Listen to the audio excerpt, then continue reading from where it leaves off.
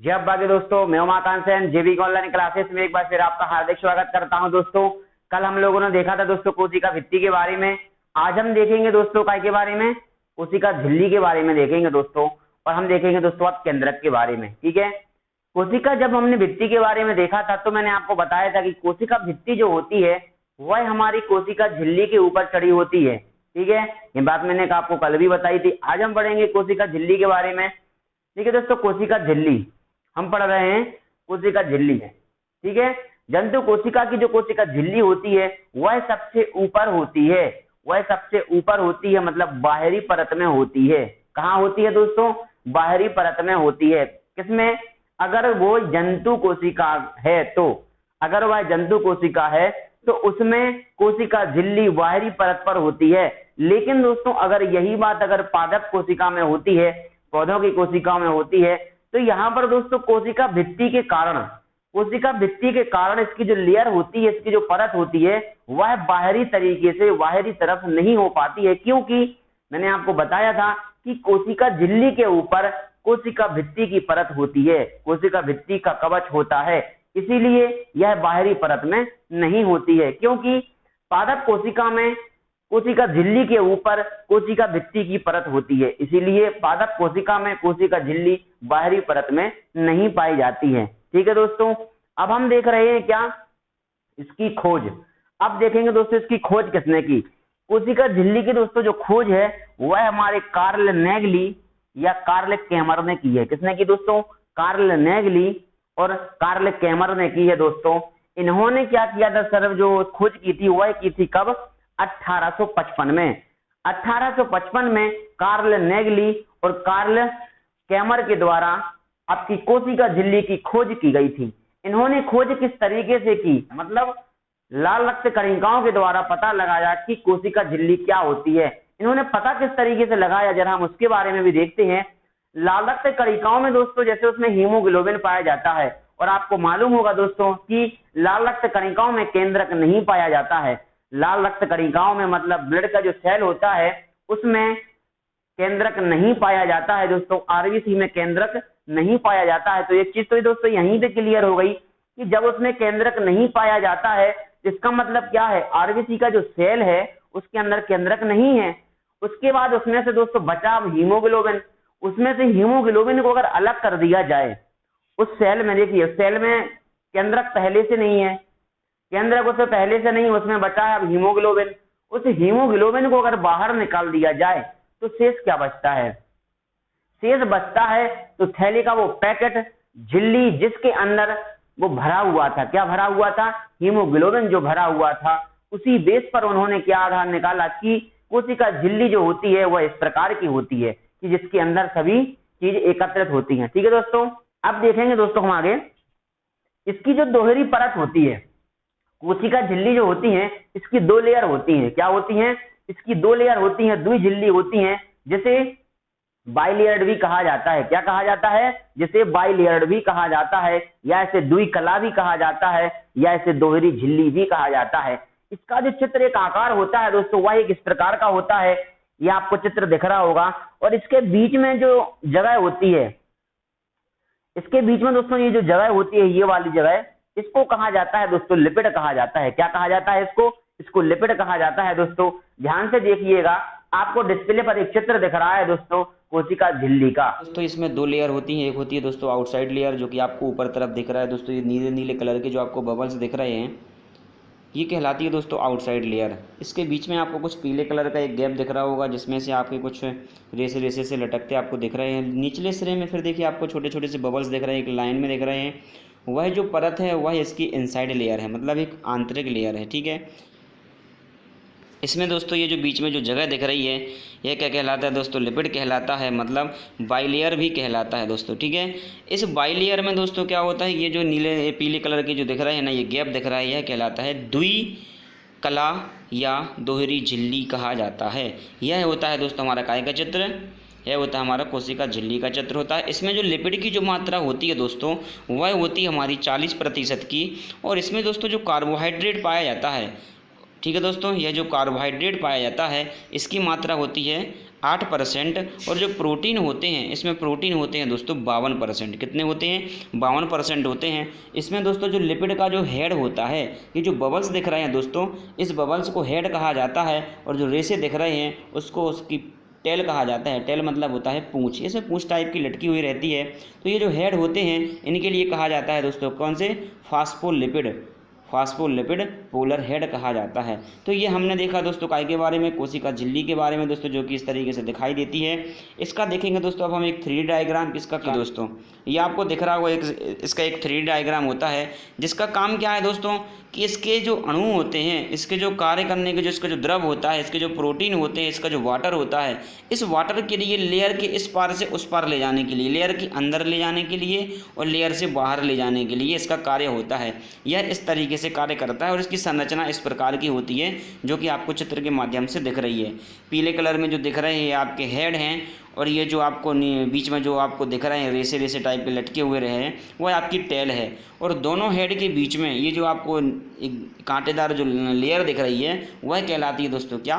Lipid कहलाती है। क्या कहलाती है? लिपिड कहलाती है। ठीक है दोस्तों। ठीक है दोस्तों, तो हमने देखा कोशिका झिल्ली का एक चित्र के माध्यम से देखा कि कोशिका झिल्ली किस प्रकार की दिखाई देती है। अब देखिए दोस्तों, मैंने आपको बताया लिपिड होता है। यह प्रश्न कई बार पेपर में किया जाता है कि कोशिका झिल्ली में जो दो लेयर होती हैं, बाहरी लेयर और कौन सी आंतरिक जो ऊपरी लेयर होती है, उसके बीच का जो भाग होता है जो फास्फोलिपिड होता है वह क्या होता है? तो उसमें लिपिड माना जाता है। जैसे कि मनुष्य की अगर कोशिका देखी जाए कि मनुष्य के अंदर जो सेल होता है, मनुष्य के अंदर जो सेल होता है उसमें से प्रश्न आपसे किया जाता है कि उसमें लिपिड की मात्रा कितनी है, प्रोटीन की मात्रा कितनी है। तो इसको नोट कर लीजिएगा कि मनुष्य की जो कोशिका होती है उस कोशिका में लिपिड की मात्रा 40% होती है और प्रोटीन की जो मात्रा होती है वह 52% होती है और कार्बोहाइड्रेट की जो मात्रा होती है दोस्तों वह हमारी 8% होती है। कितनी होती है? अगर यही बात अगर मनुष्य कोशिका की जाए तो उसमें दोस्तों लिपिड की मात्रा क्या होती है? जो फास्फोलिपिड होता है वह 40% पाया जाता है और दोस्तों हमारा जो प्रोटीन होता है वह हमारा 52% पाया जाता है और कार्बोहाइड्रेट जो पाया जाता है वह 8% का पाया जाता है। क्लियर है दोस्तों? तो हमने क्या देखा? हमने देखा दोस्तों कोशिका झिल्ली के बारे में। जंतु कोशिका में यह बाहरी परत पर होते ही है। अगर कोई जंतु कोशिका है, जंतु सेल है, तो उसमें बाहरी परत होती है, बाहरी लेयर होती है कोशिका झिल्ली की। लेकिन अगर दोस्तों वही पादप कोशिका है, अगर यही पादप कोशिका है तो पादप कोशिका में कोशिका भित्ति के कारण यह बाहरी परत पर नहीं होती है, क्योंकि कोशिका भित्ति जो होती है वह कोशिका झिल्ली के ऊपर चढ़ी होती है, जिस वजह से कोशिका झिल्ली ऊपर नहीं होती है। यह आपसे प्रश्न आपसे किया जाता है कि कोशिका झिल्ली पादप कोशिका में ऊपरी सतह पर क्यों नहीं होती है? तो आपका रीजन क्या रहेगा दोस्तों? कोशिका भित्ति का होना यही सबसे बड़ा उसका कारण है दोस्तों। और जैसे इसकी खोज अगर देखें दोस्तों तो कार्ल नेगली और कार्ल कैमर के द्वारा इसकी खोज की गई थी, सन 1855 में की गई थी। और कहां से पता लगाया था? इन्होंने आरबीसी से पता लगाया था। इस प्रश्न को भी नोट कर लीजिएगा। प्रश्न आपसे किया जाता है कि कोशिका झिल्ली का पता किस माध्यम से किया गया था? तो आरबीसी के द्वारा किया गया था। कोशिका झिल्ली का पता किस प्रकार से किया गया था ये भी मैंने आपको बताया दोस्तों। अब इसके दोस्तों इसे क्या कहा जाता है? दोहरी झिल्ली या द्विकला या बाइलेयर कहा जाता है। ये इसकी बनावट इस प्रकार की होती है जो मैंने आपको चित्र के माध्यम से भी बताया दोस्तों। इसके बाद जो अगर मनुष्य की कोशिका होती है उसमें लिपिड का मैंने आपको प्रतिशत भी बताया। तो हमने क्या देखा दोस्तों? कोशिका झिल्ली के बारे में देखा दोस्तों। अब हम देखेंगे दोस्तों केंद्रक के बारे में। वेरी मोस्ट इंपॉर्टेंट है दोस्तों केंद्रक के बारे में, इसको ध्यान से पढ़िएगा। और जितने लोग दोस्तों चैनल को देख रहे हैं तो सबसे पहले दोस्तों चैनल को सब्सक्राइब जरूर कर लीजिएगा दोस्तों। और अगर वीडियो पसंद आए तो वीडियो को लाइक जरूर करिएगा दोस्तों। ज्यादा से ज्यादा लोगों वीडियो को शेयर करिएगा दोस्तों। क्लियर है? हम देखेंगे दोस्तों हम केंद्रक के बारे में क्या देखेंगे? हम देखेंगे दोस्तों केंद्रक के बारे में, जो कि बहुत महत्वपूर्ण चैप्टर है, बहुत ही महत्वपूर्ण टॉपिक। इसमें से प्रश्न कई बार किया जाता है। हिंदी में इसको केंद्रक कहा जाता है दोस्तों और इसे अंग्रेजी में क्या कहा जाता है? न्यूक्लियस कहा जाता है। क्या कहा जाता है? इसे अंग्रेजी में न्यूक्लियस कहा जाता है। इसकी जो खोज है दोस्तों यह रॉबर्ट ब्राउन ने की थी सन 1833 में। किसके द्वारा की गई थी? रॉबर्ट ब्राउन के द्वारा की गई थी दोस्तों, सन 1833 में की गई थी। और इन्होंने जो इसकी खोज की थी वह की थी आर्चिड पादप कोशिका की जड़ों को। किसने की थी दोस्तों? आर्चिड पादप कोशिका की जड़ों के द्वारा की थी, आर्चिड पादप के द्वारा। अगर इसको अपनी भाषा में अगर बोले दोस्तों तो प्याज की झिल्ली भी इसे बोल सकते हैं। कि कहां से पता लगाया? प्याज की झिल्ली से भी पता लगाया था। क्लियर दोस्तों?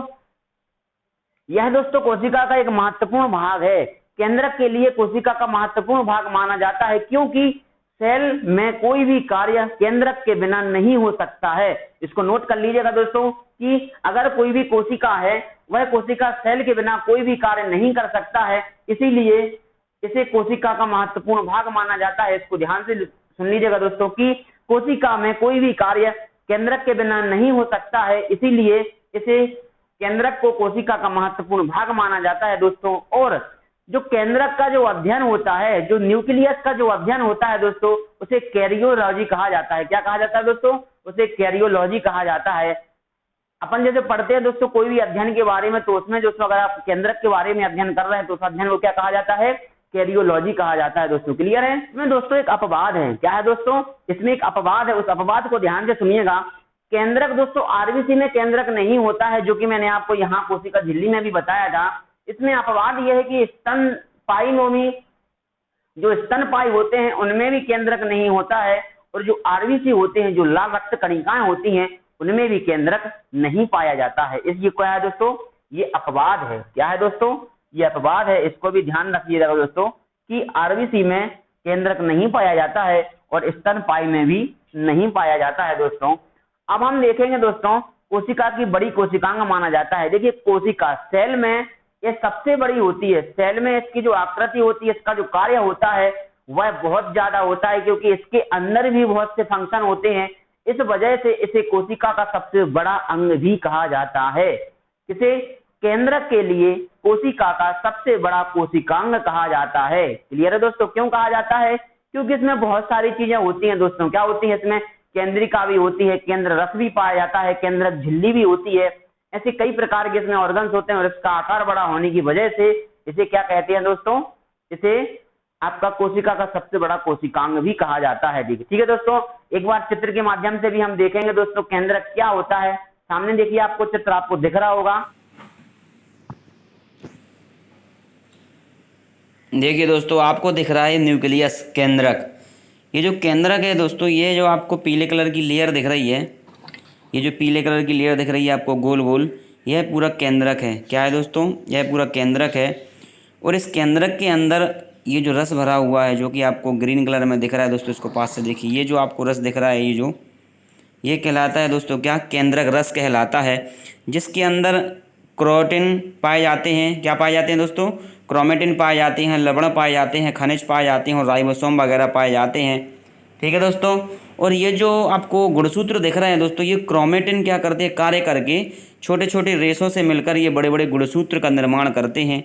तो ये जो आपको ग्रीन कलर का ये जो रस दिख रहा है, ये कहलाता है दोस्तों केंद्रिका रस कहलाता है। बीच में ये जो आपको दिख रहा है दोस्तों, एक गेंद के आकार की नीले कलर में आपको दिख रहा है, यह कहलाती है दोस्तों केंद्रिका। क्या कहलाती है? यह कहलाती है केंद्रिका। और इसमें जो पीले कलर का जो आपको चारों ओर दिख रहा है, वह कहलाती है दोस्तों क्या? केंद्रक झिल्ली। क्या कहलाती है? वह कहलाती है केंद्रक झिल्ली। ठीक है दोस्तों, इसको एक बार ध्यान से देख लीजिएगा। ये पूरा जो गोल दिख रहा है पीले कलर में चारों तरफ घिरा हुआ है, यह कहलाता है केंद्रक झिल्ली, जो कि केंद्रक को कवच करके रखता है। इस केंद्रक झिल्ली के अंदर भरा हुआ है दोस्तों ये जो हरे कलर में ये आपको पानी की तरह तैरता हुआ दिख रहा है, यह कहलाता है केंद्रक रस, जिसके अंदर क्रोमेटिन, लवण, खनिज और राइबोसोम पाया जाता है। और ये जो उसके ऊपर आपको गुणसूत्र दिख रहे हैं, गुणसूत्र का जो निर्माण है वह क्रोमेटिन, एक छोटे छोटे क्रोमेटिन धागों के द्वारा होते हैं, जो कि आपको उसमें दिख रहे होंगे पानी में। और वो छोटे छोटे से जो रेशे होते हैं वह इकट्ठे होकर कार्य करके गुणसूत्र का निर्माण करते हैं न्यूक्लिक अम्ल की उपस्थिति में, जिसमें हिस्टोन प्रोटीन उपस्थित होते हैं। क्लियर है दोस्तों? ऊपर जो दिख रहा है ये आपका केंद्रिका कहलाती है, जिसका काम होता है राइबोसोम का निर्माण करना। ठीक है दोस्तों, हम देखेंगे अगले चित्र के माध्यम से।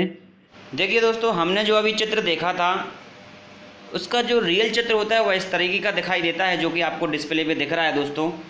ये आपका रियल चित्र होता है, जिसमें सभी जो ऑर्गन्स होते हैं वह इस प्रकार इसमें व्यवस्थित होते हैं। अब हम देख रहे थे केंद्रक के बारे में, जो मैंने आपको उसमें बताया था। अब हम देखेंगे केंद्रक में किस प्रकार अपने कार्य करते हैं। यह होता है दोस्तों केंद्रक। यह क्या होता है? यह केंद्रक होता है। उस चित्र में हमने देखा था तो इसकी जो लेयर थी वह इसकी येलो कलर में थी। इसकी लेयर इसमें किस तरीके की दी गई है? इसमें इसकी बैगनी कलर की लेयर दी गई है। यह रियल में इस प्रकार का दिखाई देता है। वह जो चित्र दिया था वह समझाने के लिए बीच में से उसको डिवाइड करके उसको समझाने के लिए दिया गया था, बल्कि पूरा इस तरीके से दिखाई देता है दोस्तों। यह होते हैं दोस्तों डीएनए। यह डीएनए होते हैं जो कि उसके अंदर उपस्थित होते हैं, गुणसूत्र उपस्थित होते हैं किसके अंदर दोस्तों, यह हमारे केंद्रक रस के अंदर होते हैं क्रोमेटिन धागा के रूप में, क्रोमेटिन थ्रेड के रूप में, जो कि गुणसूत्र बनाने का कार्य करते हैं। और जब ये गुणसूत्र बनाते हैं दोस्तों तो इसमें न्यूक्लिक अम्ल से बनाते हैं। कैसे बनाते हैं गुणसूत्र, कैसे बनते हैं, गुणसूत्र का निर्माण न्यूक्लिक अम्ल से होता है और न्यूक्लिक अम्ल से जो निर्माण होता है वह हिस्टोन प्रोटीन की उपस्थिति में होता है। ठीक है, देखिए दोस्तों इस प्रकार से होते हैं क्रोमेटिन थ्रेड। देखिए आपको चारों तरफ ये आपको धागे की तरह दिख रहे हैं दोस्तों, तो यह इस प्रकार से पूरी तरह बिखरे हुए रहते हैं किसमें, केंद्रक रस के अंदर यह इस प्रकार से बिखरे हुए रहते हैं, जिन्हें क्रोमेटिन थ्रेड कहा जाता है, क्रोमेटिन धागे कहे जाते हैं। और यही धागे फिर इकट्ठे होकर एक गुणसूत्र का निर्माण करते हैं। क्या का निर्माण करते हैं दोस्तों, गुणसूत्र का निर्माण करते हैं। ठीक है, न्यूक्लिक अम्ल बनाते हैं और गुणसूत्र का निर्माण करते हैं। और न्यूक्लिक अम्ल जो बनाते हैं वह धीरे धीरे ये जो रेशे हैं वो रेशे इकट्ठे होकर हिस्टोन प्रोटीन की उपस्थिति में न्यूक्लिक अम्ल बनाकर गुणसूत्र का निर्माण करते हैं। और देखिए दोस्तों छोटे छोटे जो क्रोमेटिन हैं वह गुणसूत्र का एक रूप ले लेते हैं, जो कि आपको दिख रहे होंगे दोस्तों। तो इस प्रकार से ये बन जाते हैं और यही फिर कहाँ उपस्थित होते हैं, यही केंद्रक के अंदर उपस्थित होते हैं, केंद्रक रस में। फिर हमने देखा था दोस्तों न्यूक्लियस के बारे में। न्यूक्लियस जो रहते हैं दोस्तों, इसका मतलब मैंने आपको बताया था केंद्रिका। ठीक है, न्यूक्लियोलस जो केंद्रिका होते हैं उसका कार्य क्या होता है, राइबोसोम का निर्माण करना। देखिए आपको दिख रहा होगा कि न्यूक्लियस उसमें दिख रहा है कि यह राइबोसोम का निर्माण करता है और निर्माण करने के साथ ही वह राइबोसोम को क्या करता है, बाहर भेजने का कार्य करता है। कहाँ भेजने का कार्य करता है, बाहर भेजने का कार्य करता है। ये जो आपको पीले पीले कलर में दिख रहे हैं ये राइबोसोम है, और ये जो आपको बीच में जहाँ न्यूक्लियस लिखा हुआ है यह आपका न्यूक्लियोलस है, मतलब केंद्रक है। यह होते हैं दोस्तों न्यूक्लियस पोर, जहाँ से केंद्रिका के अंदर से राइबोसोम बाहर निकलते हैं। देखिए आपको यहाँ से राइबोसोम बाहर निकलते हुए दिखाई दे रहा है, इस छिद्र में से ये राइबोसोम बाहर निकलते हैं और सभी जगह पहुँचते हैं। ठीक है दोस्तों, तो हमने देखा एक चित्र के माध्यम से केंद्रक के बारे में। हमने एक चित्र के माध्यम से भी देखा कि केंद्रक के क्या क्या कार्य होते हैं। ठीक है दोस्तों, अब हम एक बार दोबारा इसको रिवाइज कर लेते हैं। हम पढ़ रहे हैं दोस्तों केंद्रक न्यूक्लियस के बारे में। खोज की है दोस्तों रॉबर्ट ब्राउन ने सन 1833 में खोज की थी दोस्तों। काय में की थी, आर्चिड पादप की जड़ों में की थी, जिसे हम प्याज की झिल्ली भी कह सकते हैं दोस्तों। इसे कोशिका का महत्वपूर्ण भाग कहा जाता है। क्यों कहा जाता है, क्योंकि कोशिका में ऐसा कोई भी कार्य नहीं है जो केंद्रक के बिना किया जा सके, इसीलिए इसे कोशिका का महत्वपूर्ण भाग कहा जाता है। और इसे कोशिका का सबसे बड़ा कोशिकांग भी कहा जाता है। ठीक है, कोशिका का सबसे बड़ा अंग भी कहा जाता है। और इसका जो अध्ययन होता है दोस्तों उसे क्या कहा जाता है, कैरियोलॉजी भी कहा जाता है, क्योंकि जो इसका अध्ययन किया जाता है न्यूक्लियस का, उस अध्ययन के लिए क्या कहा जाता है, कैरियोलॉजी कहा जाता है। क्लियर है दोस्तों। और इसका जो अपवाद दोस्तों क्या है कि आरबीसी में केंद्रक नहीं पाया जाता है और स्तरपाई में भी केंद्रक नहीं पाया जाता है दोस्तों। कोशिका की सबसे बड़ी कोशिकांग इकाई मानी जाती है, मैं आपको पहले बता चुका हूं दोस्तों। मैंने पढ़ा दोस्तों कोशिका झिल्ली के बारे में, जो लिपिड और प्रोटीन से मिलकर बनी होती है, जिसे प्रोटीनोलिपिड कहा जाता है। क्या कहा जाता है, प्रोटीनोलिपिड कहा जाता है। अगला दोस्तों केंद्रक रस जो रहता है, केंद्रक रस में क्या क्या, जो चारों ओर जो भरा होता है, केंद्र में जो भरा होता है एक द्रव होता है, एक अर्धपारगम झिल्ली की तरह भरा होता है दोस्तों। उसमें क्या क्या होता है, उसमें क्रोमेटिन होता है, लवण होते हैं, खनिज होते हैं, और हमारा राइबोसोम भी उसके अंदर पाए जाते हैं दोस्तों। ठीक है, काइटिन क्या होता है, काइटिन क्रोमेटिन जो सॉरी दोस्तों, इसमें दोस्तों जो हम पढ़ेंगे केंद्रक रस के बारे में। केंद्रक रस जो रहता है, जो केंद्र के चारों ओर भरा होता है, केंद्र के अंदर सभी जगह भरा होता है, उसमें क्रोमेटिन पाया जाता है, लवण पाए जाते हैं, खनिज पाए जाते हैं और राइबोसोम पाए जाते हैं दोस्तों। क्रोमेटिन जो रहते हैं वह छोटे छोटे धागे के रूप में रहते हैं, एक थ्रेड के रूप में रहते हैं। वो छोटे छोटे धागे इकट्ठे होकर एक गुणसूत्र का निर्माण करते हैं। और गुणसूत्र का निर्माण करने के लिए न्यूक्लिक अम्ल कार्य करता है। क्या कार्य करता है, न्यूक्लिक अम्ल कार्य करता है। और न्यूक्लिक जो अम्ल कार्य करता है वह हिस्टोन प्रोटीन की उपस्थिति में कार्य करता है। आपसे प्रश्न किया जाता है कि न्यूक्लिक अम्ल किस उपस्थिति में कार्य करने पर गुणसूत्र का निर्माण करता है, तो हिस्टोन प्रोटीन की उपस्थिति में न्यूक्लिक अम्ल कार्य करता है और गुणसूत्र का निर्माण करता है। क्लियर है दोस्तों। तो ये हमने पढ़ा दोस्तों काय के बारे में, केंद्रक के बारे में दोस्तों। तो आज के लिए दोस्तों हमारी क्लास इतनी काफी है। कल हम पढ़ेंगे दोस्तों अगले टॉपिक पर। तो जितने लोग चैनल को देख रहे हैं सभी लोग चैनल को सब्सक्राइब जरूर कर दीजिएगा दोस्तों, वीडियो को लाइक करिएगा, वीडियो को शेयर करिएगा दोस्तों। इसके बाद हम कल पढ़ेंगे दोस्तों। जय बागी।